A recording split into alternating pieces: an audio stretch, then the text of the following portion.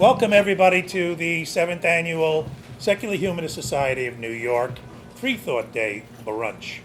We're packed, and I'm delighted to say, and I think that's because Massimo, which is fine with me, we'll drag him in every time we can. Okay, this is the important part. Why are we here? On October 12th in 1692, the colonial governor of the Massachusetts Bay Colony ended the Salem witch trials. The Salem witch trials, which had been going on for a couple of years, at which 19 people accused of being witches had been hanged. One had been pressed to death with large rocks for acts of witchcraft based on evidence. Based on evidence from specters, I'm quoting now, angels and devils. We've all seen the various dramatizations of the trials. It truly did happen that prepubescent and early adolescent girls went bananas, and when they'd accuse someone and he'd stand up and say, "No, it's not me," and they'd say, "There's the devil right in the corner talking to him," and this was admitted as evidence. And Governor William Phipps of Massachusetts declared that spectral evidence would no longer be admissible in court. And from then on, evidence admitted in court in Massachusetts had to be observable to the ordinary senses.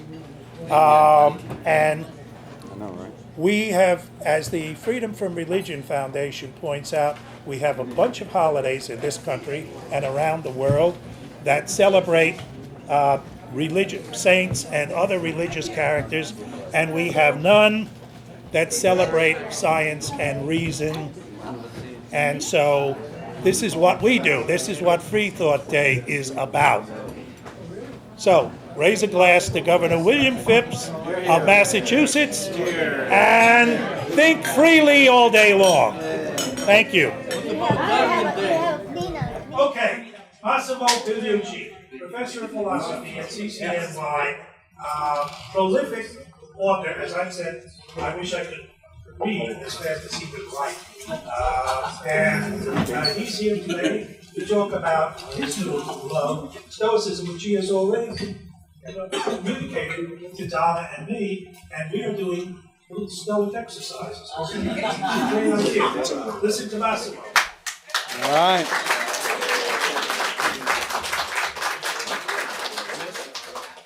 Thank you, John. What I'm going to try to do today is to give you a very, very brief and very, very fast introduction to ancient Stoicism and modern Stoicism, as well as the practice of Stoicism, just in case you're interested. I am not here to turn you into Stoics, whatever that means. I'm just here to provide what I think is an interesting perspective on a philosophy of life, something that I think all of us are interested in. Presumably many of you are think of yourself as secular humanists or something along those lines. That is a philosophy of some sort. And so I think what I'm going to try to convince you today is that Stoicism is either a good alternative or a good integration for a secular humanist perspective on life. These are some of the questions to which you will find an answer by the end of this talk. Well, you begin to find an answer. Notice the clause there. What's the meaning of life? What is my power to do? What does it mean to be mindful? How should I deal with emotions? How should I relate to others? How should I prepare for adversity? And what is my place in the cosmos? All of that in 50 minutes. Count. So I'm going to give you a few quotes here and there from ancient Stoics, just to give you a flavor of what the kind of stuff that we're talking about. Here's Epictetus, one of my favorite quotes from the Discourses. He said, "I have to die. If it is now, well, then I die now. If later, then now I will take my lunch, since the hour for lunch has arrived, and dying I will tend to later." This is a classic example. It's a classic example of, first of all, Stoic sense of humor, which some people might think it's an oxymoron, but it's not, evidently. Epictetus has a number of these things. I'll show you one or two more as we go along. But it also gets at some of the basic ideas of Stoicism. This one is particularly the idea that we'll explore a little bit more in a few minutes, of what is under your control and what is not under your control. If it is fated that you have to die, well, fine, that's it, and the end of the story. But if it's not, then it is under my control to actually go out and have lunch, and possibly even have a good lunch. So it's a very nice, I think, attitude toward life in general. Let me start with the basics, which is what we're going to do first is I'm going to briefly introduce you to the main characters, that is the ancient Stoics themselves, just to tell you where this whole thing came from. Then we'll go through some of the basic theory. First, the more esoteric part, because I want to give you an idea of the general Stoic system, and then the one that really matters to most people, which is the ethics. And remember that by ethics, the ancient Greek and Romans meant how to live your life. The early Stoa, that is the first phase of the Stoic school, began in Athens. Near that place over there, the one you're looking at is a Stoa. It's an open porch. That's where the philosophy gets its name, because the Stoics met in the open market where everybody could stop by and talk to them.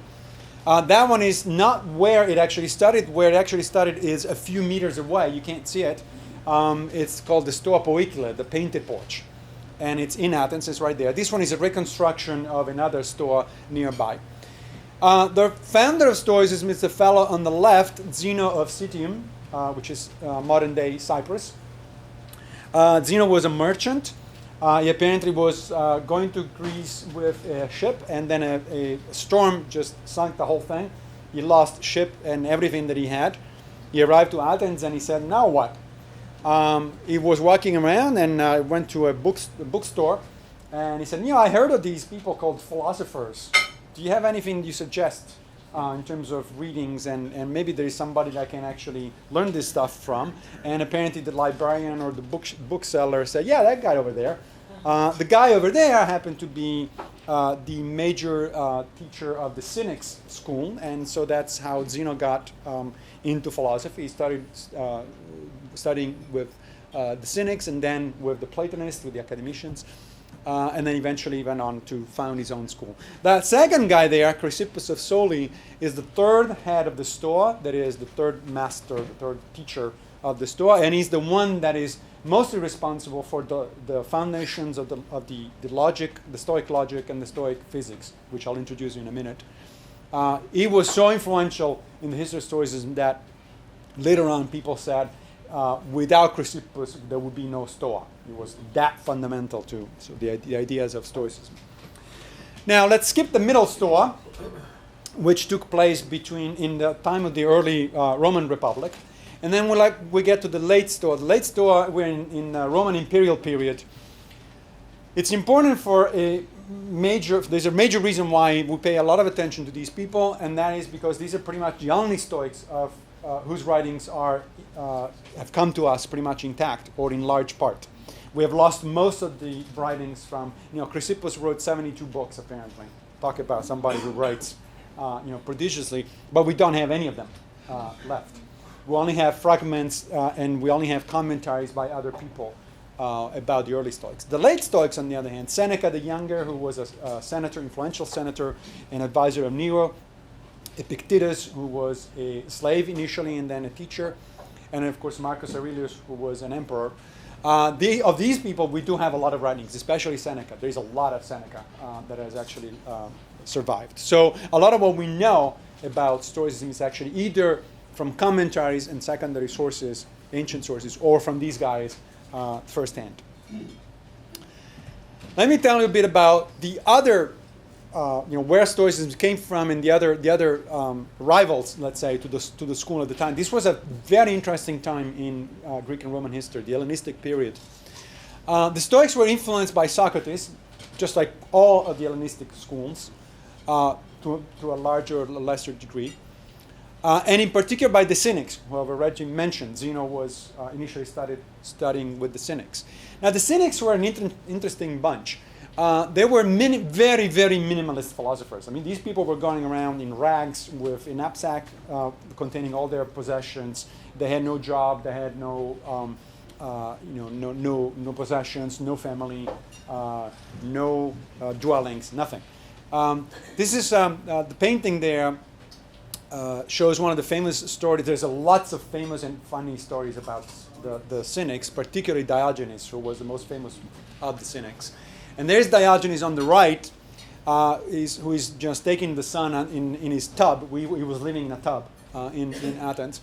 And Alexander the Great is the fellow on the left. He paid homage. He went to visit Diogenes because Diogenes was so famous, despite the fact that he owned nothing.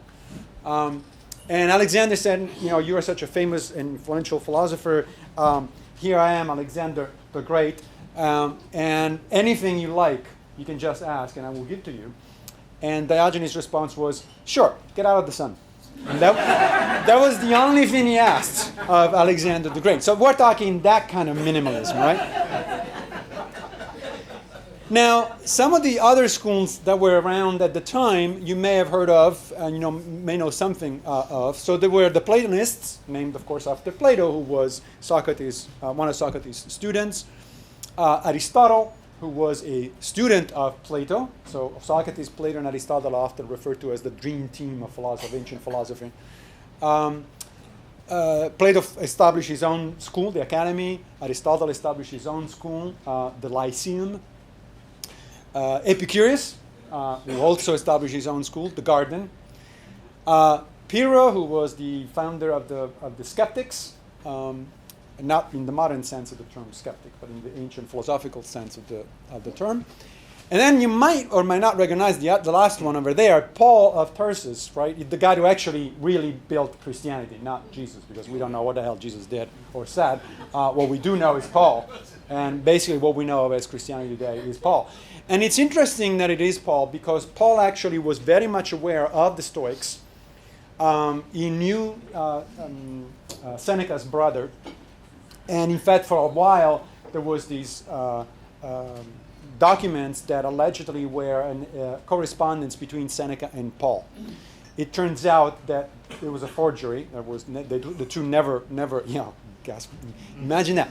The two never actually corresponded. But clearly, Paul and the early Christians were very much aware of the Stoics, as well as they were aware, of course, of all the other schools that I'm talking about. So that's in terms of origin and sort of competitors. In terms of influences, although all the Hellenistic schools of philosophy were closed down at some point in the 5th century by the Emperor Justinian I, who was a Byzantine emperor, and that was the result of, that was the last straw of the rise of Christianity, basically. So Christianity took over, essentially, Europe throughout the Middle Ages, and that was the end of all of the schools, not just the Stoics.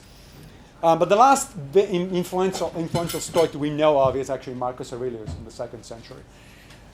That doesn't mean that Stoicism as an idea died. It had influences all over the place. Some of the people that were clearly influenced, because either they tell us so or it's very clear from what they wrote, was Paul, as I said, and a number of the other early church fathers, to the point that a number of monks in monasteries, in Christian monasteries throughout the Middle Ages, actually used Epictetus' handbook as their book of meditation and their book of course, every time that Epictetus referred to Socrates, which he does often in the handbook, the Christians replaced it with Jesus. But yeah, all right, a little bit of editorializing, it's okay.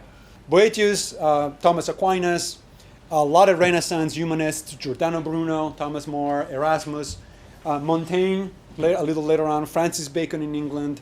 Descartes was highly influenced by Stoic, the guy that I think, therefore, I am. Montesquieu, Spinoza very much, so modern existentialism, and finally even something called neo-orthodox Protestant theology, which I have no idea what the hell it is. But sure, it's there. And finally, we get to modern day. So modern day, I think that Stoicism's closest contemporary kins are secular humanism and secular Buddhism. And for a variety of reasons, which I think will become clear throughout the rest of the talk.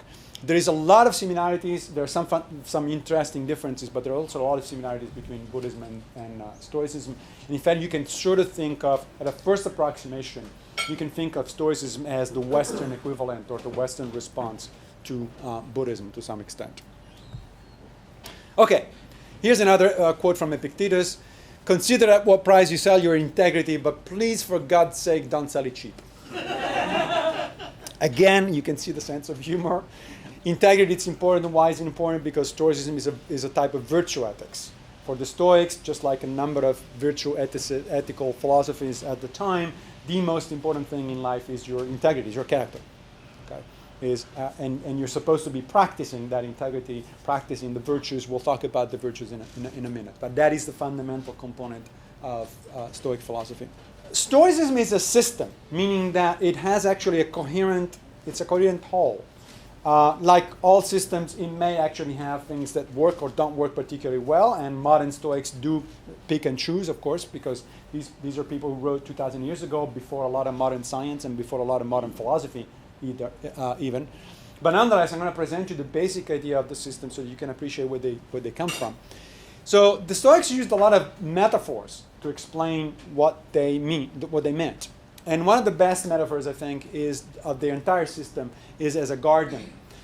They said, okay, if you think of Stoicism as a garden, then the fence is the logic. I'll tell you in detail in a minute what logic, physics, and ethics actually mean here. But by the logic, they essentially meant, the way you reason about things, not just in the technical meaning of the term logic that we have today. It's just the way of reasoning. So logic is the fence because it defends you against other ways of thinking. It protects your system. The nurturing ground is the physics. By physics, as you'll see in a minute, they meant really the best understanding we can possibly have of how the world works. And their idea was that you cannot live a good life unless you understand how the world works. So the physics is what nourishes. It's the ground that nourishes. Nourishes what? Nourishes the fruits that comes out of the garden. And those fruits are the ethics. The ethics here, again, is intended, as most of the ancient Greco-Romans did, not in the narrow sense that we mean today, not in the sense of just the answer to questions of right and wrong, but in the broader sense of how are you supposed to live your life. Ethics for the ancients was the study of how to live your life. Okay? So it's the fruit of what you get once you apply essentially reason and science, if you want to put it in modern terms. Now let's take a quick look at each one of these three in turn. We'll take a very quick look at the physics and the logic, and then the rest is going to be on the ethics because it's the important stuff, the more practical stuff, I should say. So a little bit of Stoic physics. Don't think of these as theories in the modern scientific sense of the term, obviously. Right? There was no established science at the time. These people were doing what we will call natural philosophy today. Okay? They were just trying to understand the world as the best that they could. They had no Hubble Space Telescope. They had no Large Hadron Collider available. Nonetheless, they did think that the universe started at a particular point in time with a primordial fire, and then it's going to end eventually with the same fire. And in fact, it's going to start over. It's kind of interesting to think that some modern cosmological models suggest something like that, but please don't read the Stoics as somehow anticipating modern cosmology. That's just baloney. Okay? Whenever people, it's funny to me, it's like, the ancient atomists got the idea of atom right. No, they didn't. Okay? They got nothing to do. What they meant by atom has nothing to do with what modern physicists mean by atom. So, yeah, they got an interesting idea right. That is that the universe has a beginning and it's going to have an end. And by the way, they thought of a very long span between this beginning and end. They never said exactly when. But that one they got right. But, they got it right by intuition, certainly not by science. They did agree with modern thinking that the world is made of matter. So they were physicalists. They were materialists. They understood causation as being universal. Everything in the universe is connected by cause and effect. So these are all very modern ideas that we can still sort of accept at a broad level. And then they thought that the cosmos are organized rationally, what they call the logos. Now this is where you can take what the logos means in different ways. If you are theologically inclined, you can think of the logos as God and say, well, yeah, sure, God created the universe and blah, blah, blah. And that's fine. That actually is consistent with some Stoics writings. Stoics did write about God, although they didn't think of God as a personal God. God was immanent in the universe, was was the same thing as the universe, essentially. And it was material, by the way. It was made of matter. So you can take it that way, or you can take it as a modern secular humanist would, or a modern atheist would, that is to indicate simply the idea that the universe is understandable on the basis of logic and empirical evidence, which is true, otherwise we wouldn't have science to begin with. So that's up to you how you take that one. Now, the result of all this, what they got out of the physics, is that one of their fundamental ideas, which is that life is to be lived according to nature. And what they mean by that is according to human nature, and what they mean by human nature is the nature of a rational, social animal.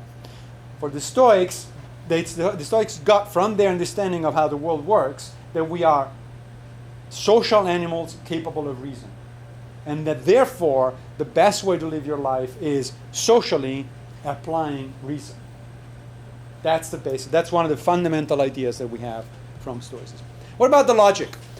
So, by logic, they meant both what we mean today by logic, the technical study of formal reasoning and that sort of stuff. They also meant what we mean today by epistemology, that is a theory of knowledge.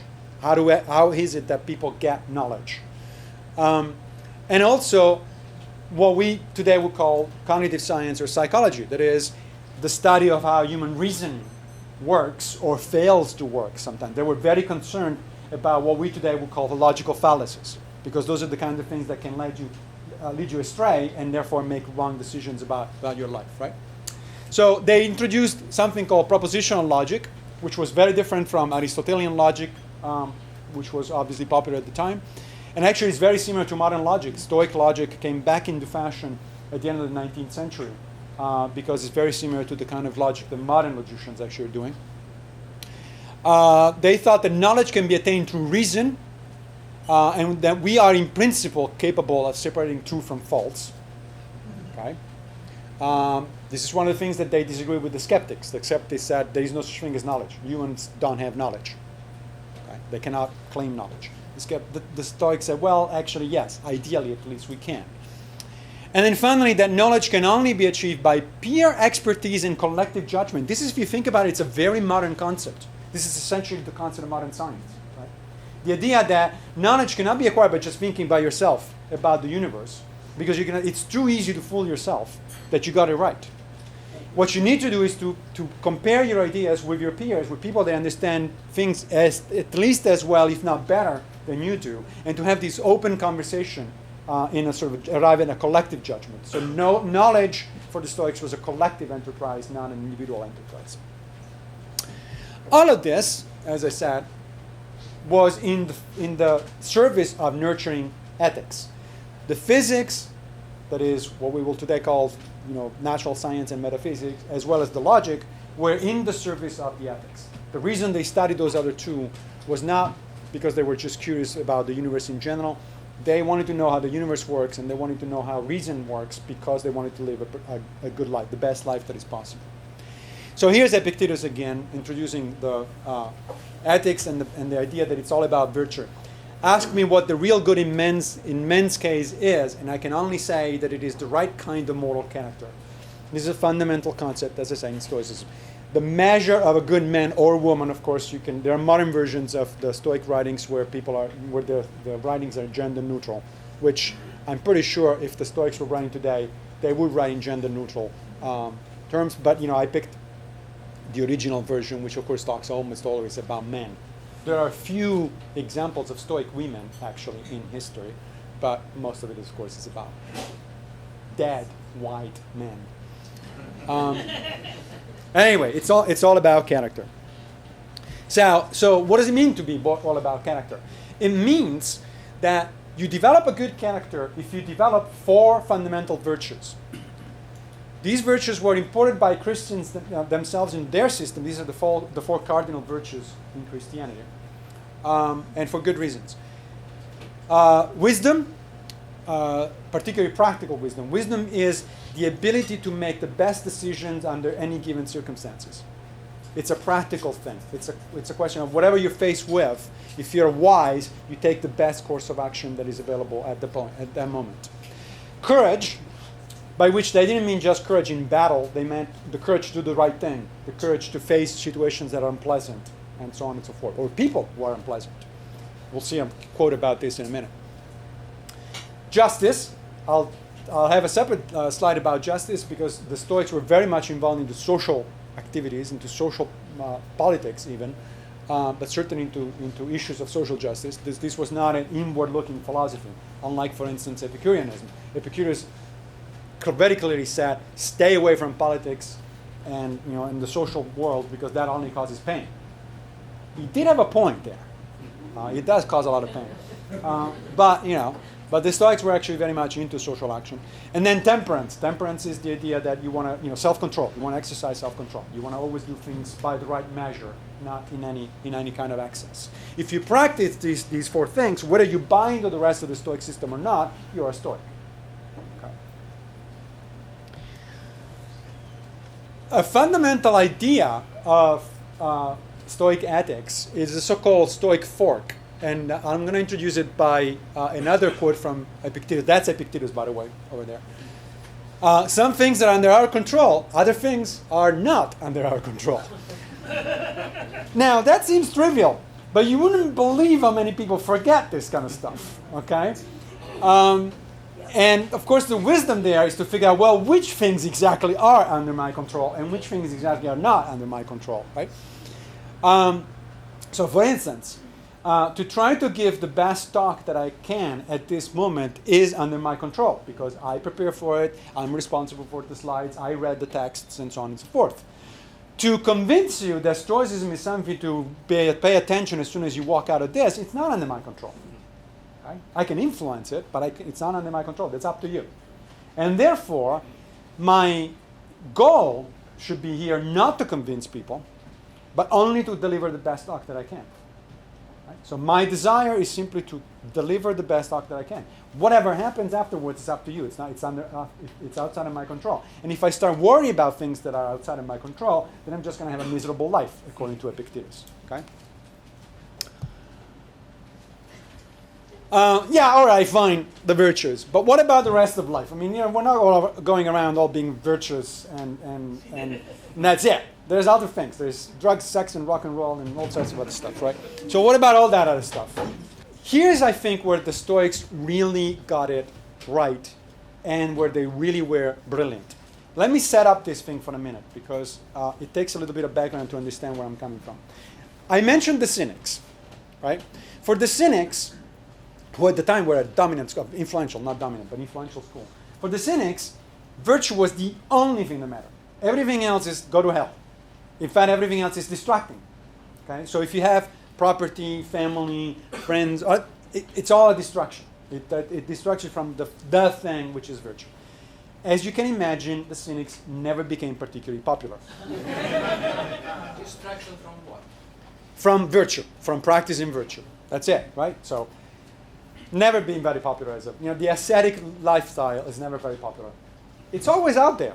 There are people still today, right? Buddhist monks, for instance, who do practice, and some Christians who do practice ascetic life. But it's not the kind of thing that is going to go mainstream. It's not going to go viral. Okay? Now, at the opposite extreme, there were people like the Epicureans and the Cyrenaics who thought that it was all about pleasure. Now, pleasure qualified. Epicurus wasn't about debauchery and that sort of stuff. He was actually a very measured kind of guy. But still, it's about pleasure. So it's about the externals in life. It's about getting the right amount of external goods that make your life pleasant. Aristotle was very similar. Aristotle was kind of in between. Aristotle said that virtue is the most important thing, but this other stuff is important as well. You also want to be, healthy, wealthy, educated, good-looking, and so on and so on. Aristotle actually said that. If you're not good-looking, you're not going to be happy. Go figure. So the Stoics thought, okay, wait a minute here. There is some truth in all of this. We just need to look at it from a different perspective, in a different way. The truth that they agreed with is that virtue, character, integrity is in fact the most important thing. It is the chief good. Why? Well, because they said you're going to be able to evaluate your life at the time it's about to end. And if you look back at your life and you say, what are you going to say to yourself? Say, oh yeah, I got another car, or I got yet another house, or I got yet another, piece of entertainment, whatever it is. That's what's worth it. Now that's what most of us, I think, would say, no, that's not the kind of thing you're going to be proud of. You may have enjoyed it, what had happened, but this is not the kind of thing you want to leave to your children and say, your dad really got this many cars and this many, and so on, unless you're Donald Trump, of course, in which case. So, virtue is what you want to, integrity is what you're proud of. You have to have lived a good life, meaning to have lived a life as a good person, that other people have good things to say about you, not because they want to flatter you, but because you really were a good person, because you really did interact well with the rest of with your family, you did do well with your children, with your spouses, and so on and so forth. So they agreed that is the top priority. But they also said, but there's these other things. They're not as irrelevant as the cynics think, and they're not as important as the Aristotelians think. So we call them preferred and dispreferred indifference. Now, the word preferred indifference seems like an oxymoron. It's like, how can it be preferred if it is indifferent? It's preferred because other things being equal, you want to be healthy, wealthy, educated, and so on and so forth, as opposed to sick, poor, ignorant, and so on and so forth. But it is indifferent, meaning that that's not going to have anything to do with your ability to live a moral life. Anybody, according to the Stoics, can live a good moral life, regardless of whether they are sick or healthy, poor or wealthy, educated or ignorant. The moral life is accessible to everybody. That said, if fortune, if fate sends your way health, a little bit of wealth and things that you can enjoy, by all means enjoy them. But remember, those are not the important things in life. You can enjoy them and then you can lose them. And if you lose them, you're not supposed to regret them. One thing that Epictetus keeps saying is, never think of anything you have as your stuff. Think of it as you borrowed it from the universe. So when you lose it, and this goes, by the way, not just for stuff, but also for people. John, I know, I just lost a very dear friend recently. And Epictetus would say, well, you didn't lose it because it wasn't yours. You just gave it back to the universe. You enjoyed it for many decades, and you were lucky to do so. But now it's gone, and you don't regret it. You just move forward. It's like public property, right? It then goes to somebody else. You're recycled. Actually, Marcus Aurelius several times uses words similar to, you're recycled in the unit. Your atoms get dispersed, and you become something else. How am I doing on time? All right. Now, I mentioned justice as one of the Stoic virtues. Justice is an inherently social virtue. Right? Justice has to do with society, with the way you interact with other people. The other one's not necessarily. Courage, you can display courage even on your own. But justice is definitely inherently social. The Stoics and the Cynics were actually the ones that invented the term and used the concept of cosmopolitanism. The word cosmopolitan, that is citizen of the world, comes actually from Cynic and Stoic philosophy. And they were very conscious of this idea of being a citizen of the world. What you're looking at there is it's called Hierocles circles. Hierocles was a Roman Stoic, and he taught. We have only fragments of what he wrote, but we do have some fragments. And one of these fragments talk about how you're supposed to relate to the rest of humanity. You cannot read it from there, but the central circle is you.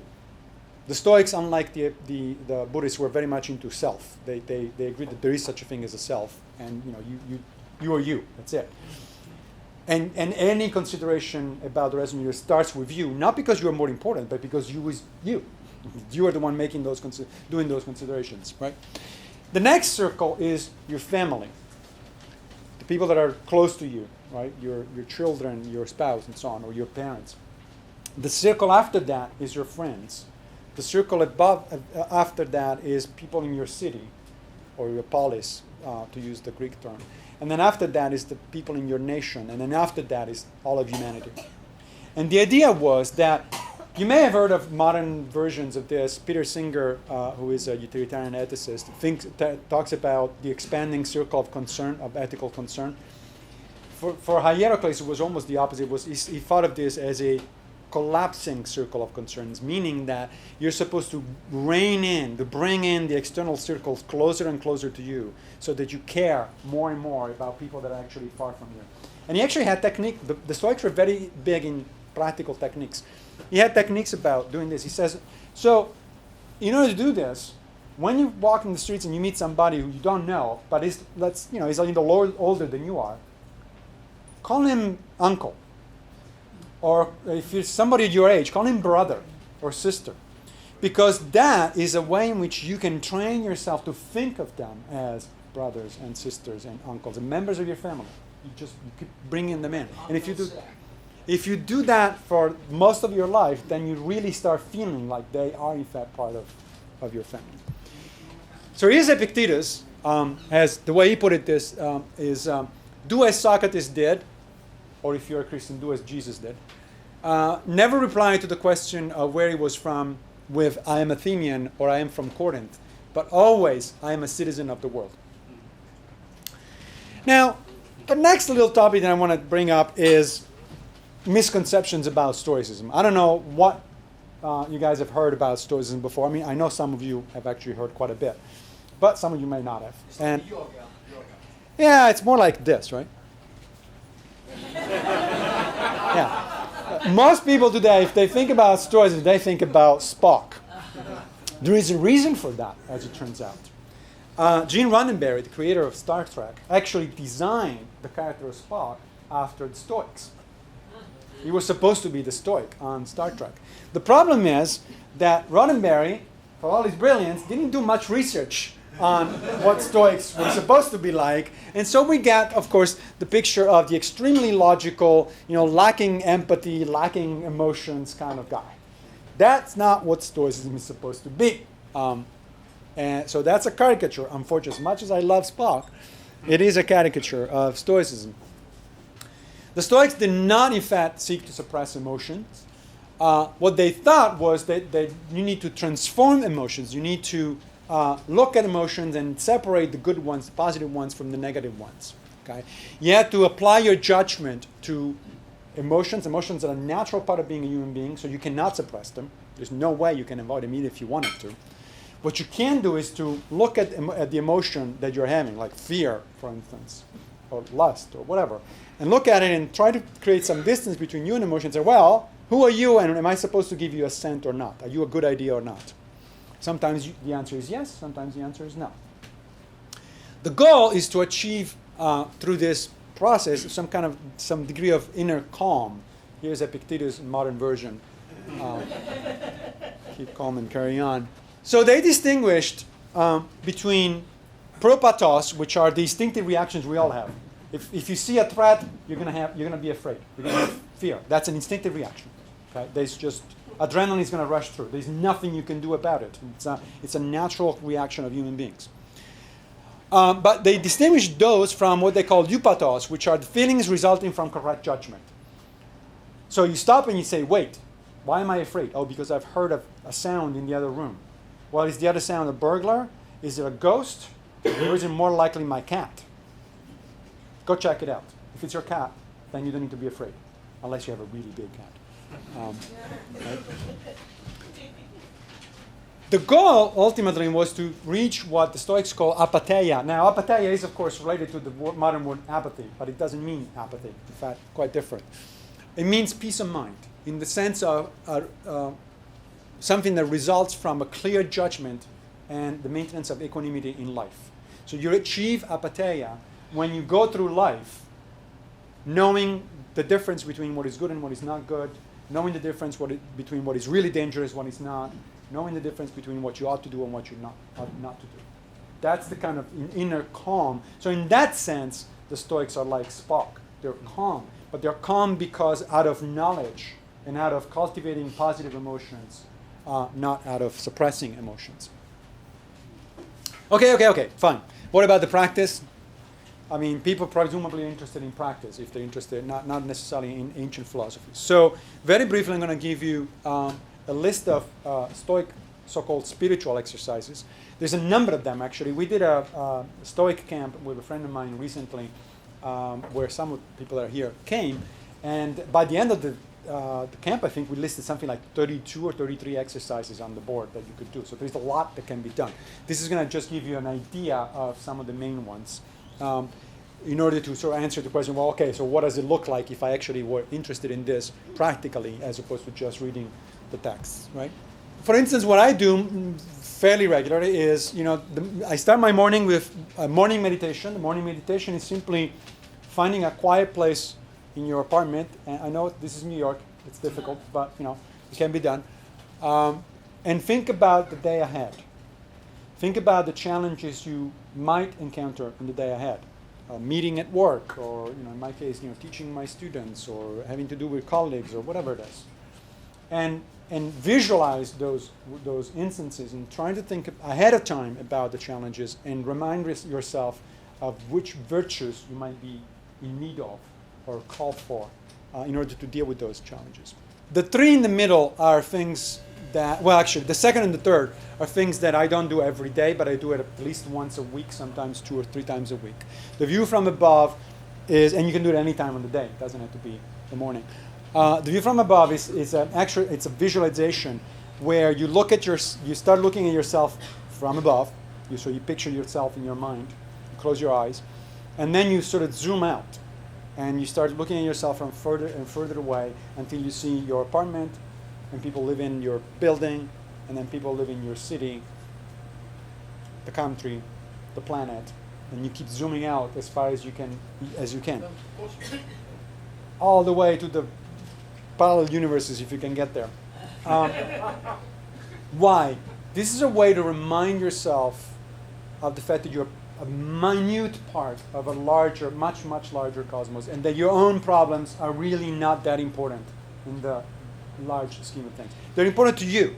This is not a way to minimize your problems. It's a way of reminding yourself to putting them in perspective. Right? The premeditatio malorum is an interesting exercise. This is the idea of thinking ahead, visualizing again, really bad stuff that can happen to you. And again, the goal here is to get ready for it, to prepare yourself mentally for it. Now, the most difficult kind of premeditatio malorum that you can do, which literally means thinking about bad stuff in Latin, it's about thinking about your own death. Right? So there are some people, some practitioners who actually do suggest to do that on a number of occasions, because that is something that's going to happen, and it is something that you want to be prepared for. As Seneca famously said, we are dying every day. So every day is a process by which you get closer and closer to it, and so you might as well be ready, because that's going to be your ultimate test of character, how you get to that point. Stoics were not afraid of death, because once death is here, you're not there. So that's it, you're done. There's nobody to experience it. But how you get there is important. That's what the measure of a person actually is, right? So this is what the premeditatio malorum is supposed to be doing. But you don't have to do it just about that. And in fact, I would suggest not to start it that way, because it can be actually fairly difficult to do. It's thinking in detail, visualizing a way in which you might die. And it's not exactly a pleasant thing.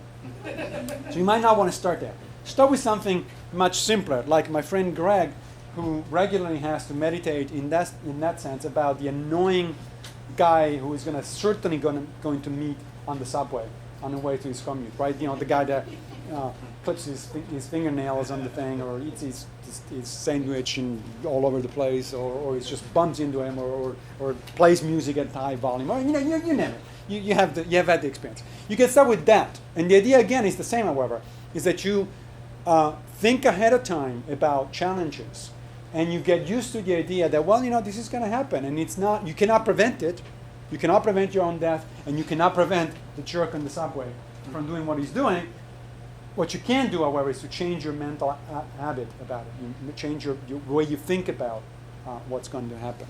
The fourth one is mindfulness about your moral choices. This is really crucial. This has changed significantly my way of going throughout the entire day, because you do that almost every minute. The idea is to become more mindful that about even your minor choices that you're making throughout your day actually have an ethical component. Where you bank, therefore where you bring your money. What you eat, therefore what you buy, what kind of chain of supermarkets or what kind of practices of food raising and so on and so forth you actually support.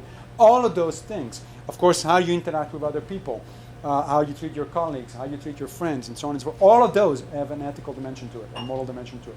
And so this exercise is supposed to be almost a constant. It becomes sort of second nature. Every time you do something, you start thinking about, yeah, but wait, what's the implication of that? Why am I doing it this way as opposed to some other way? Finally, the evening meditation. The evening meditation is, in some sense, the opposite of the morning meditation. You sit down quietly. I do it as a diary, as a sort of writing a diary. And that's what Marcus Aurelius did, right? The meditations by Marcus Aurelius were actually a personal diary. They were not meant for publication. The evening meditation is sort of going over your day, now that it's over, and say, okay, so which challenges did, in fact, I encounter, and how did I do? How well or not well did I do? And according to Seneca, you're supposed to ask yourself 3 questions. What did I do right? And if you did something right, pat yourself on your back, because that's good. What did I do wrong? And the reason you ask yourself that question is not to say, oh, damn, I did that wrong. Because regret is not a Stoic thing. Regret is about the past. The past is done. The only thing you can do about the past is learn from it. So to remind yourself what you did wrong is not to beat yourself up, but it's to learn from your mistakes and say, okay, well, next time I'm going to try to do better because of that. And the third question is, what could I have done otherwise? Maybe there was something in a situation, maybe a situation occurred that you did not expect, that took you, all of a sudden, and you did not have a good way to react to it. But think about it now, and you say, well, actually, I could have done this, or I could have reacted this way. Well, that situation is likely to arise again, because our lives tend to be, repeating the same situation over and over. So next time you're going to know, because now you had time to think about that situation, you had time to think about what might have been a better course of action. So I mentioned Marcus. Let me give you an example of from meditation. So if you can think of Epictetus as the dryly sarcastic Stoic. Think of Marcus as the brooding really somebody who doesn't like people, but he has to live with people, and he's trying to do his best, right? So, and it comes through very clearly through this quote. Say to yourself in the early morning, I shall meet today ungrateful, violent, treacherous, envious, uncharitable men. All of these things have come upon them through ignorance of real good and ill. I can neither be harmed by any of them, for no man will involve me in wrong, nor can I be angry with my kinsman or hate him, for we have come into the world to work together. This is very profound. It's got a lot of packed into this thing. So on the one hand, he said, look, shit is going to happen. Just be prepared, because people are going to be in a certain way, and especially if you're an emperor, and they're going to do that. So, number one, this is not under your control, so be prepared. Number two, all of these things have come upon them through ignorance of real good or ill. This is a Socratic teaching, that people are not evil. People are just ignorant. Nobody does evil going around the day on purpose wanting to do evil. Nobody, even the most evil people you think of, right, go out there and say, today I'm going to do some evil. Right? They're going to do out there and do something bad because they think it's right. Okay? So the basic idea is remind yourself of that. Those people are doing a bad thing, and you need to correct them if it's in your power. I mean, this guy was emperor. He was correcting people. He was not just going around, fooling around with things. But he was reminding himself that, vengeance is not a good idea because these people are not evil. They're just ignorant. They need to be taught, if they can be taught. Then look at the next one. I can neither be harmed by any of them, nor can I be angry because of them. They cannot harm me. Things that people do to me or tell about me cannot harm me because I am in control of my own responses. One of the classical examples here is insult. Apparently, Marcus was insulted a lot by other people, including his wife. And there is a Stoic analogy with the stone. Think of yourself as a stone. You try to go around and insult the stone and see how the stone responds. The stone is completely untouched by your insults. It doesn't care. And the same way would be for a Stoic. He said, sure, you can insult me, but that's your problem, not mine. Okay? Another way to respond to this is suggested by William Irvine, who is a modern Stoic. He's a philosopher. He's a modern Stoic. And he recounts this interesting instance, where he was talking to a colleague, and his colleague said, oh, so I've been thinking about citing one of your papers in my next book. And Irvine said, oh, that's nice. Well, yeah, I haven't decided, says his colleagues, whether you are just misguided or downright evil. Wow, that's a pretty harsh thing to say. And so Irvine thought about it for a second and said, well, that's only because you know a part of what I wrote. If you need the whole thing, you will know that I'm really much worse than you think. That's a Stoic way of dealing with insults, right? So, okay, fine. All of this. So I gave you the basic history. I gave you the basic theory, and I gave you a little bit of the practice. Does it work? Because presumably we are empirically minded people here, right? Evidence-based people. So does it work? Yeah, it does. Right? There is some evidence that it does work. Several lines of evidence. First of all, Stoicism has directly influenced a number of modern type of therapies, including logotherapy, which was introduced by Viktor Frankl after World War II, and cognitive behavioral therapy. Cognitive behavioral therapy is arguably the most successful type of therapy, talk therapy that there is out there. It's definitely evidence-based. And it is inspired directly by Stoicism. Some of the techniques of cognitive behavioral therapy, like a negative visualization, for instance, are essentially what I just described a minute ago as the premeditatio malorum. It's the same idea. And we do have evidence that they do work. If your problem is focused on, let's say, you have a fear of elevators or something like that, you can use cognitive behavioral therapy, which essentially uses the premeditatio in a modernized version, and it does work. So that's one source of evidence. Another one is, every November, so it's coming up, there's a thing called Stoic Week.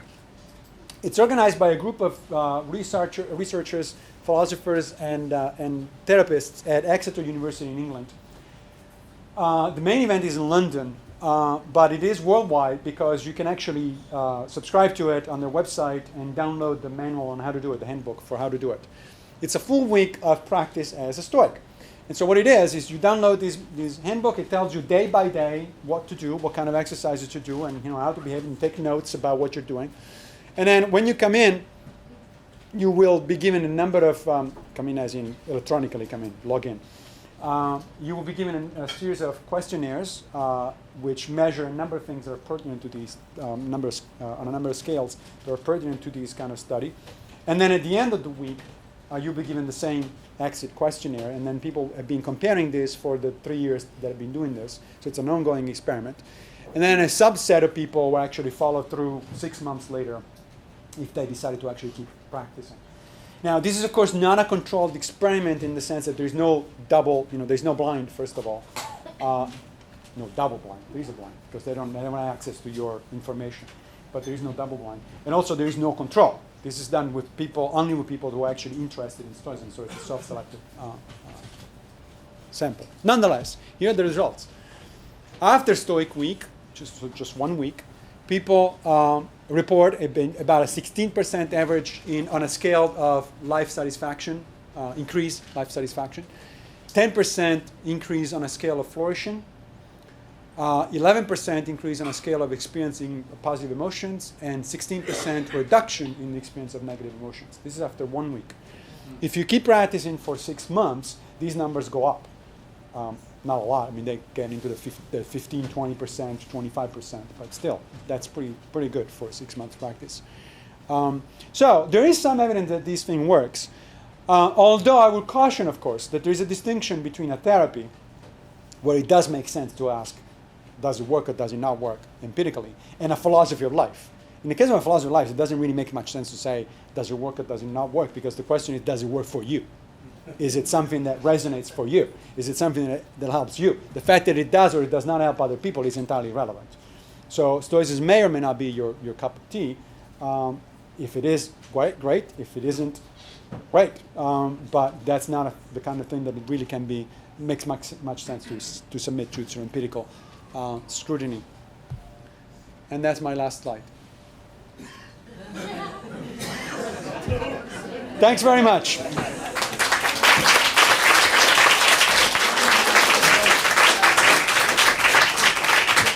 So I do, yes. I want to remind you, Massimo has to go meet a plane. Actual questions, yes. You know the serenity prayer? Yeah, the Serenity Prayer, yes. So that sounds to me like Stoic. It's very much Stoic. It's not the modern edition. It's modern. It's 19th century, I think. But it does capture the dichotomy of control, right? Because it says exactly that you want the wisdom to be able to tell the difference between the things that you can do and the things that you cannot do anything about. Yes, it's definitely a Stoic. And as I said, it's not by chance, because the Stoic influence, even though the Stoic schools closed down, the Stoic influence went straight through Christianity.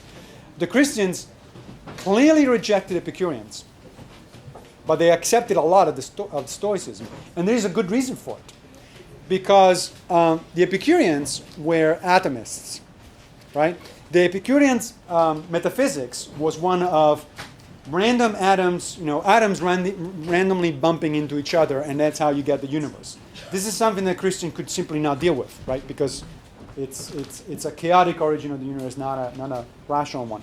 The Stoics, on the other hand, had the logos, right? This idea that the universe is organized rationally.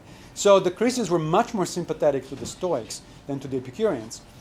It is also, of course, the other difference is that the Epicureans were about pleasure, even though, not in the sense of sex and drugs and rock and roll, but still they were hedonists, while the Stoics were virtue ethicists. So for a Christian, it resonated that you would practice the virtues and try to be a person of integrity and so on and so forth. That's one of the reasons we got the Stoic influence going much deeper throughout the Middle Ages and the Renaissance than the Epicureans. In the 16th century, there was actually a guy, Justus was his name, who actually starting a thing called Neo-Stoicism. He was a Christian, and he tried to explicitly reconcile Stoicism with Christianity. It didn't last more than a century or so, but it included people like Montaigne, for instance. In Jennifer Hirsch's book, Doubt, she mentions that the Stoics had a belief in predestination.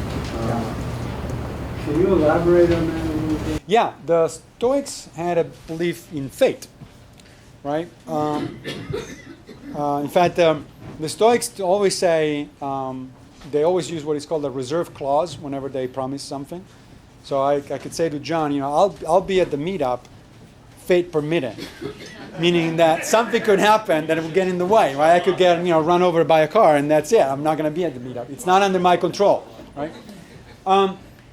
But if you think about it, it's perfectly logical. So the Stoics, as I said, were materialists, and they believed in universal causation, cause and effect.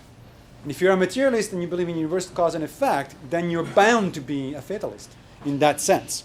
Now, you have to believe that things happen the way they happen because of a uninterrupted chain of cause and effect from the beginning of the universe. Now, the interesting question from a metaphysical perspective is, but is that the result of a plan, right? Or is it stuff happens, right? And one of the things that I like about Stoicism is that you can take it either way, right? There's nothing in the Stoic texts that necessarily binds you one way or the other. So a lot of the Stoics did talk about providence, for instance. They did talk about God's plan. But remember, God is the universe, right? So it doesn't mean quite the same thing that a Christian would mean by that, right? So God is not a person outside of the universe. Okay, here's my plan, right? No, God is the universe. You are part of God. So you are doing the plan as we speak. You're unfolding the plan. So it's not very clear what it means to even have a plan from that perspective. But if you're theologically inclined, fine, go that way. If you're not, you got plenty of places in Marcus Aurelius where he says over and over, Well, it's either providence or it's atoms, meaning it's either preordained, it's either a plan or it's all chaos. It does, and then it goes on and says it doesn't matter.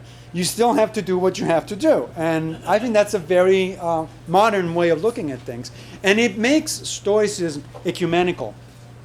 It makes it something that if you're a believer in a higher power, you can buy into some of the precepts of Stoicism and not be too bothered by it. But if you don't go that way, you still have quite a bit to learn from Stoicism. Yeah. Yes, back there. And then you.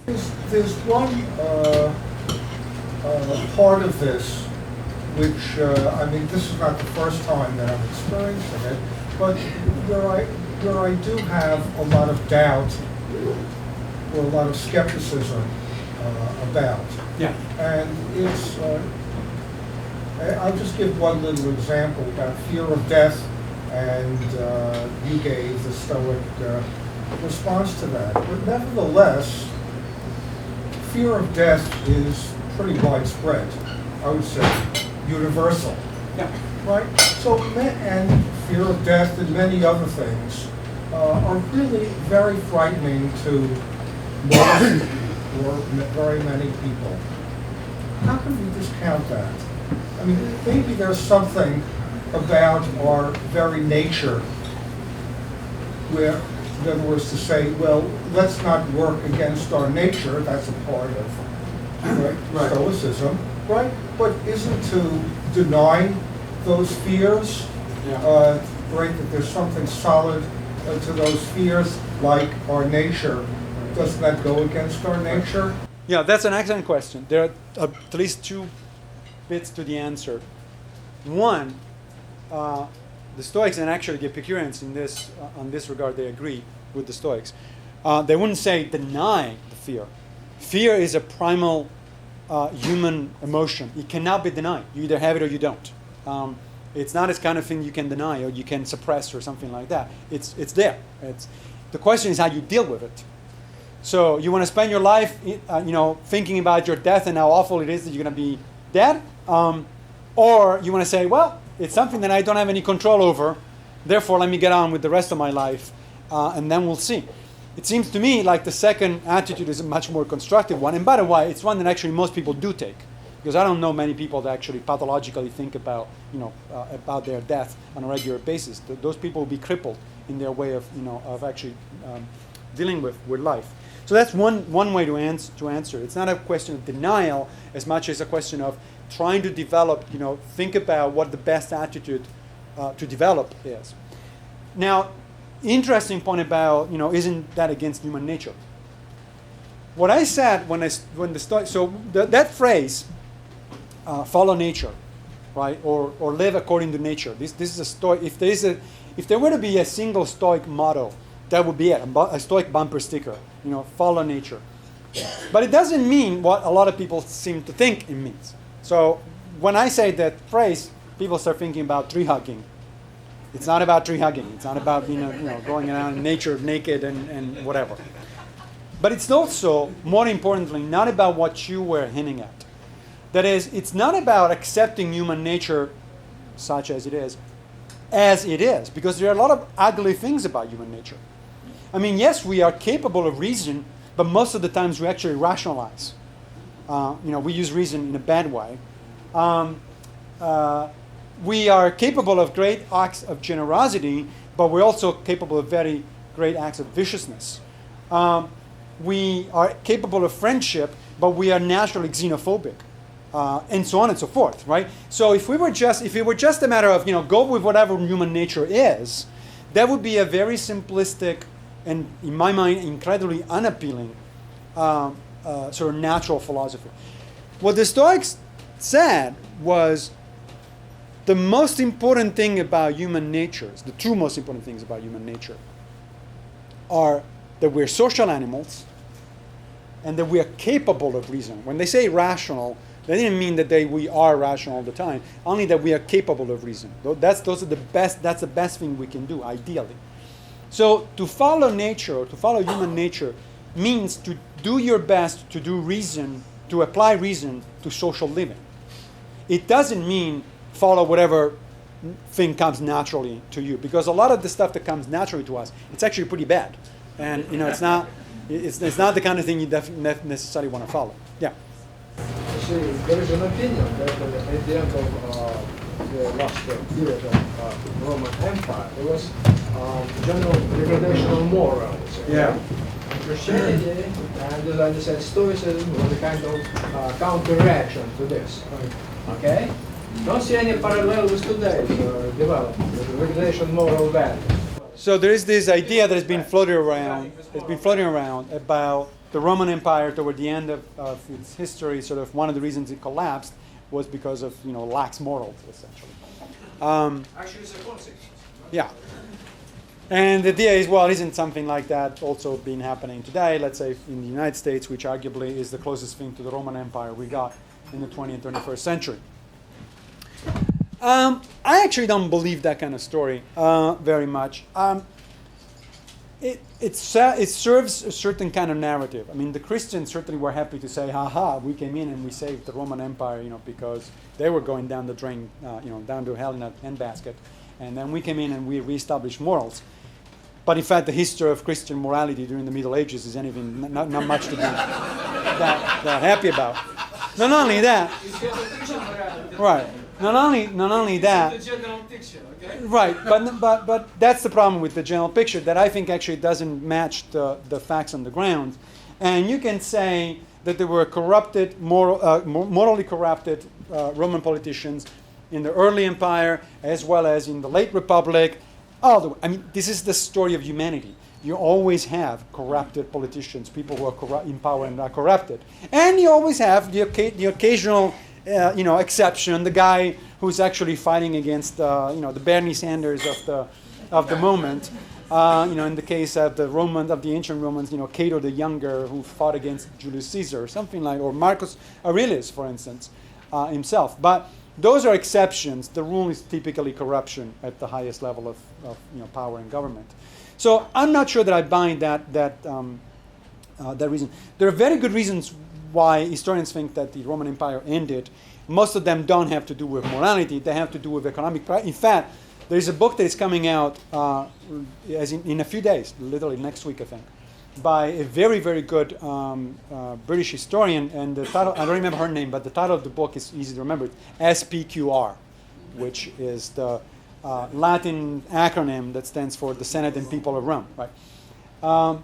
And it's a comprehensive history of the Roman Empire, of Rome, not just the Roman Empire, from the beginning. And her, one of her fundamental theses, is that actually the Roman Empire, if you want to go and if you want to have any direct analogy to what's happening today, she says, people go on and say, oh, we need to learn from the Romans because the Romans are still relevant. She said, yes, they are, but not in the sense in which most people think that they are. They're relevant because the Roman Empire very likely collapsed because of forced immigration from the outside, from people who had no better way of living. Very few people are aware of that the so-called barbarians, the Visigoths and the Goths and so on and so forth, they actually wanted to become Roman citizens. The first waves of barbarians were immigrants. These people were coming in with their families. And the Romans, some of them they were accommodated and some of them were resistant because, of course, the resources of the empire itself were stretched, because guess what? The empire had resources precisely because it was conquering other lands, right? If you stop conquering other lands and the people actually come to you because they want to use your resources, you're going to have a collapse. So the analogy there is actually with the current waves that we're seeing these days in the news of immigration, not just in the United States, but in Europe. As a result of war, as a result of famine, as a result of poor conditions. These are the people that bring, so to speak, the end of the world. Not because they're going to conquer you, not because they're evil or anything like that, because they are in need. When millions of people are in need of resources, they'll move. And there's no freaking barbed wire or wall or anything like that it's going to stop them. No wall has ever stopped them in the history of humanity, and no wall, even one built by Donald Trump, will ever stop them, right? So that's one of the things that we need to learn from the Romans, according to this historian. The other thing, which I think is, I studied in ancient history when I was in Italy, when growing up in Italy, but I think a lot of people are not aware of, is that you also have to ask yourself, how come that the Roman Empire, or the Romans in general, Rome even before the empire, was so powerful and so successful? I mean, it lasted for 1,000 years until the collapse of the Western Empire. And if you count the Byzantines, which were the Eastern Empire, that's 2,000 years. That's a long time. So you don't only want to learn how it collapsed, but why it lasted that long. And according to this historian, the main reason is precisely because the Romans were cosmopolitan. When the Romans conquered some other tribe or some other people, the first thing they would do is to make them Romans. They will give them citizenship. They'll give them the same rights as Roman citizens, which were significant, by the way. A lot of modern law, it's actually based on Roman law. So that's a lesson. So I think that maybe current presidential candidates might learn a couple of these lessons. Hold on, I'm sorry. I need something else. Yes, right there. All right. You kind of hit upon this a little bit, but I'd like to hear you expand it. You said that the Stoics. You want me to talk more? That that people do evil things because of lack of knowledge. Right. It reminds me of Thomas Aquinas, who thought that evil, there's no real positive force for evil in the world, there's just lack of good. That's right. I think there are circumstances where I would really reject that idea. There is a very positive force for evil, as we saw in Hitler and the Nazis. Yeah, Hitler and the Nazis always come up with these kind of discussions. I respect your opinion on that. I'm with the Stoics for a couple of reasons. Number one, because the concept of evil is metaphysically problematic. I mean, what do you mean by evil? It's in philosophy, that in metaphysics, that's an ontological category. If you say that there is evil in the world, that somebody's evil as a fundamental, essential component to its character, you're actually making a fairly strong metaphysical claim, which I think it's difficult to defend. I don't see a way in which you can defend.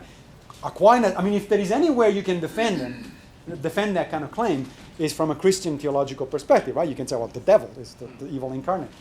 But even Aquinas, as you just said, had problems with that. By the way, he got in trouble for that. He got actually excommunicated for that reason. So I think it's metaphysically difficult to defend, and anything that is metaphysically difficult to defend, I try to stay away from. That's one thing. The other thing is, I mean, even people like Hitler thought that they were doing good.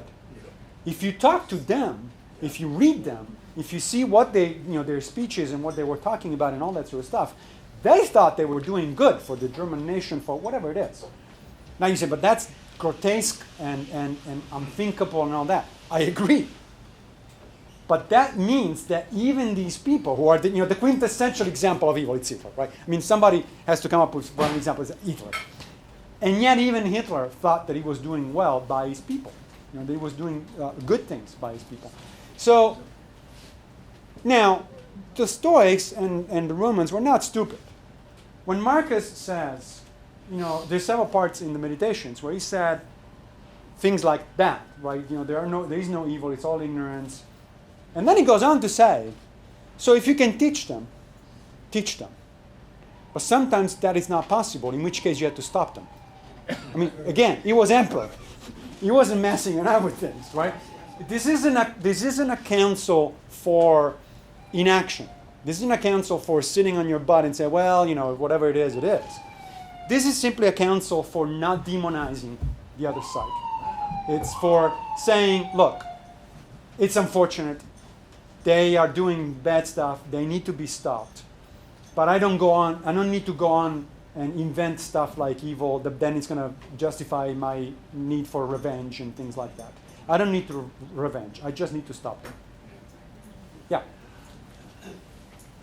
Your description of Stoicism seems to be you create your own character by logic, system of logic and that, and you create yourself. A sort of logical sort of creation. Whereas Christianity would seem to be that there's what you're supposed to be there, and you grow up and you fit into the character designed by a priestly kind of class or I'm just wondering, is there would the Stoics, would they have a dogma, like Christianity would have a dogma with which you grow into rather than self-create? Did the Stoics have a dogma in that you teach your kids, instead of you having to go to philosophy school to become a Stoic, that you teach your kids to be Stoics from the start without having to work it all out and be a philosopher and to do such? No, that's a good question. No, there is no such thing as a Stoic dogma, just like there is no Epicurean dogma or no Aristotelian dogma, because these are not religions, these are philosophies. The Stoics disagreed with other schools, but they also disagreed among themselves. Cleanthes, who was the second head of the Stoa, disagreed with Zeno. Chrysippus, who was the third head, disagreed with Cleanthes. Seneca famously said, I take the best out of my school, what my school teaches, but I don't have to agree with everything that they say. I have my own mind and I can make up my own mind. Not only that, Seneca also said, we have developed a good system, but future generations will learn new things, they will discover new things, there is knowledge to be had still that we don't have, and if so, then we'll have to change our mind accordingly. So it's an open system in that sense. There is no dogma.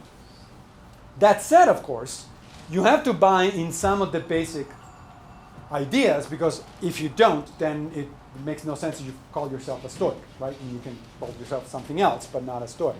So the idea is, in my mind at least, in order to think of yourself as a Stoic or as practicing Stoicism or as being close to Stoicism, you have to buy into the idea that the most important thing in life is the practice of virtue, is the perfection of your moral character. You also have to buy into the idea that the external goods are preferred or dispreferred, but they're not important. So if you have a nice car, a nice apartment, and a nice job, great. But if you live in the street, it's just as great.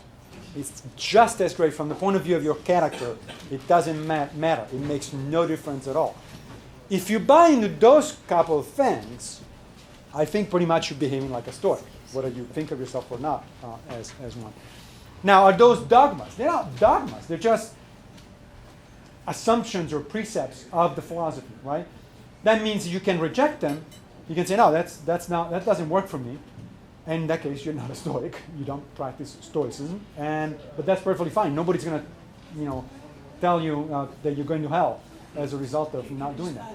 Yeah, but that's the practice of yourself. But the virtues, if you practice the virtues of yourself, then you've got complete control. But when you say, well, these virtues, other people should have them too. So sure. There's where, Sure. Yes. then you get a problem, You don't, because again, the difference there is between being a philosophy and religion. So it's not about proselytizing. You're supposed to be teaching people if they want to be taught. I mean, Epictetus was a teacher, right? Musonius was a teacher. Zeno was a teacher. Marcus was not. He was an emperor. Seneca was not a teacher, although he did write letters that basically were circulated as the equivalent of textbooks, essentially, in ancient Rome. But the idea is that if people want, they can learn the basic ideas, the principles, they can practice and all that. But it's not like if they don't, then they're in fact bad people. Now they may be doing things that contrast to what would a Stoic would do, and in that case, it's a question of, well, let's talk about it. So if you think that this course of action is the right one, I don't, and here's my reasons why I don't. You do, this is the reasons why you do, let's have a conversation about it. It's not that the only people invited to the conversation are Stoics. Anybody who reasons in order to apply reason to good social living is invited to the conversation. Now, if you forgo reason, or if you're not interested in social living, then we really do have a problem. But I think that goes way beyond Stoicism, right? That's almost anybody, also almost any system would have a problem with that. Yeah, let's say a couple more. Yeah. Hi, how you doing? My question is the fact of would you consider Stoicism a way of living that is, instead of looking at the negatives and what goes on in the negatives of life, of the world, as we live in society today, but grasping on the positives and then taking those positives and being able to echo them to other people, other ways of living, but without ego? To an extent, that's right. I say to an extent because there's a certain amount of discussion. Examples. Yeah, so there's a certain amount of discussion in the Stoic community, because there is such a thing as a Stoic community, by the way. Just go on Facebook and you'll find them. About just how much of a positive psychology Stoicism entails, right? And there are actually a number of Stoics who are somewhat skeptical of positive psychology, and I think for good reasons. I would say that there's quite a bit true in what you just said, but that my attitude would be more like, you look at the way, you try to look at the way things actually are, and you try to make the best out of the way of the whatever fate handed you, right? So the idea of the dichotomy of control, for instance, is just that, right? So there are certain things that are outside of your control. Another great metaphor that the Stoics use, actually, this is from Cicero, who was not a Stoic, but he was a Platonist, but he actually wrote quite a bit about Stoicism in a sympathetic fashion, and we have a lot of Cicero writings that survived. So in one of those, of the books by Cicero on Stoicism, he brings up this analogy with the archer and wanting to hit a target, right? So you're an archer. You're aiming your arrow at the target. The target is over there, and the idea is that you prefer for the arrow to hit the target, but you do not desire it. And the reason you do not desire it is because it's outside of your control. What it's in your control is to aim as best as you can, is to practice as best as you can, and is to get the best shot out of your bow that you can. Once the arrow leaves the bow, that's it. You don't have any control over. A gust of wind comes in, brings the thing completely off, and you're done, right? And your best shot goes completely out. This is the kind of thing, I think this is the attitude that Stoics have about things. It's not that you couldn't achieve goals. It's not that you should be aiming at goals and at positive goals. It's that you have to constantly remind yourself that actually achieving the goal is not in your control. Only trying to do your best to achieve that goal is in your control. That's it, right? But that's enough. That's because, guess what? If you do try your best, more often than not, you will hit the damn target. It's not, Okay, one more. Let's back there, and then we're done. Yeah, sure. So, can you just give us, like, what has it done for you? How long have you been doing this? I can tell you exactly. So, as it turns out, I just published a blog post earlier this week, last Tuesday, on howtobeastoic.org, which is my blog where I write about Stoicism. Howtobeastoic.org, easy to remember. .org, O-R-G. Org, organization. Pardon my Italian accent. So I just wrote an essay that you might want to take a look at on exactly what has changed in my life over the period that I've been practicing, because last week was exactly 1 year since I formally started the practice. How do I know? Because I keep the journal every day. So I went back to the beginning of the journal. I said, October 4th, 2014. That's the first entry in the journal. So I wrote that essay. It's not a long essay, but it really is, in fact, a list of things that have changed, how my life has actually changed, I think for the better. It has made me more thoughtful about my interaction, I think, in my interaction with people. It has helped me deal with issues of anger and frustration in dealing with some kinds of people. That, it's not a magic pill. This requires daily exercise. There is a reason, if you read the meditations, that the meditation is very repetitive. Okay? And people often say, this guy is just so preachy. Yeah, but remember, he was preaching himself, because this was not for publication. This was his diary, right? He was talking to himself.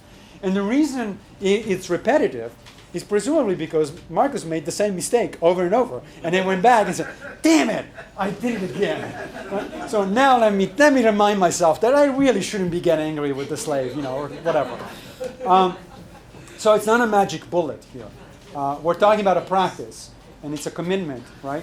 So I've done it for the first year. I think I've seen, and my friends have seen, they tell me, significant changes in that perspective, including not just behavioral changes, but also practical changes. I've become much more of a vegetarian, for instance, than I was before. I have made practical changes in the way I deal with my finances and supporting certain things rather than others as a result of the sort of the meditation exercises, the mindfulness. In terms of death, I don't know why your friend developed this obsession with that. It's unbelievable. She keeps saying not, this is from the dogma that she's in Yeah. Florida and here. Well, you know you're going to die. You know you're. I said, yes, I know. But True. I mean, you're not giving me news. True. But Right. almost every other conversation. Yeah, I don't think it's particularly helpful to keep thinking of it. And the Stoics certainly wouldn't say that it is. What the Stoics would say is simply that what is helpful is to occasionally remind yourself that that's going to happen. And the question is, in fact, the way Marcus puts it often is not, oh, think about death, you have to die, that sort of stuff. It's like, remind yourself that you're not going to live 10,000 years. So what are you doing today with your life, right? Remind yourself that, or another way is, remind yourself that you may be dead tomorrow. So what was the last things you're going to do here? Not because you have to be, this morbid attention to death itself. In fact, the idea is almost the opposite, is to refocus your energy on the here and now, the hic et nunc, as the Romans said. Here and now, because that's all you have. The past is gone. No point in regretting it, because you cannot change it. The future is not here yet, so there's nothing you can do about that either. So why you have to worry? What you can do is to act now, to do your best thing now, because you may not have a future. But it has the same thing to do with the Buddhist idea of, she talks about suffering, that Buddhists accept that suffering is a part of life. I don't want to comment on the Buddhist theory because, right, because I'm not a Buddhist and besides, well, so let me answer it this way. The thing about Buddhism is, first of all, that one needs to understand that one should talk about Buddhisms plural, because Buddhism has existed for 2,500 years. And it's now diverged into a bunch of different schools, some of which have rather little to do with each other. So it also depends on which particular school she's following and all that. And I don't know enough about it, so I don't want to comment on it. But from a Stoic perspective, again, there is no obsession with death. There is an obsession with life. If there is an obsession, there is an obsession with living your life now. With one caveat, and that's the last thing I'm going to mention before John takes us all home. There's one caveat. There's one thing that I think it's very good and powerful about Stoicism attitude about death, which is the Stoics were definitely in favor of, under very clear circumstances, of suicide. So I gave a talk at Columbia University just a few months ago on this. It's actually available. The video is actually available somewhere on the internet about assisted suicide and all that sort of stuff, right? So the Stoics were in favor of suicide under strict circumstances, and we have a number of examples of Stoics committed suicide. Zeno committed suicide at age 90 because he was too frail to teach. He was in pain, and he said, what the hell is the point? At least, I don't have any other reason to go on, so he committed suicide. Cato, the younger, committed suicide as an act of political resistance because he was about to be captured by Julius Caesar's army, and he didn't want to be a pawn in Caesar's scheme, so he committed suicide. So there's a number of those instances under very specific circumstances, typically either because of principle or because of too much pain and suffering. And Epictetus has a beautiful phrase that he keeps repeating over and over in the discourses. He says, when things are really unbearable, the door is open. The door is suicide. You can always go through that door.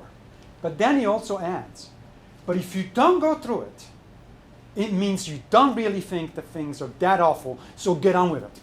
Right? It's a great way to think about it.